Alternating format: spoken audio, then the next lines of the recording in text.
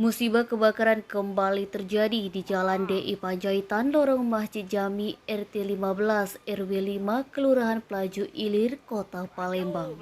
Pada Minggu 25 Juni 2023 sekitar pukul 6.30 waktu Indonesia Barat.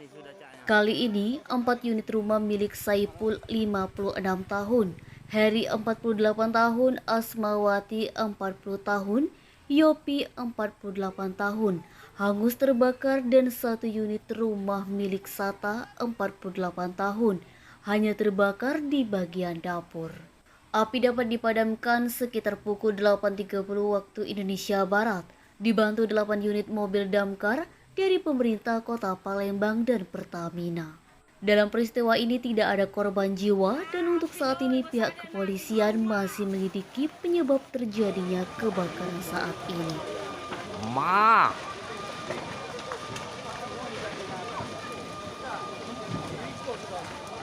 Jauh besarnya nap. Oh. Dari Ulu jalan ya? Oh ya sudah. Banyak rumah nih sudah caknya. Kayak kira bisa gak kaleng bisa. Halo.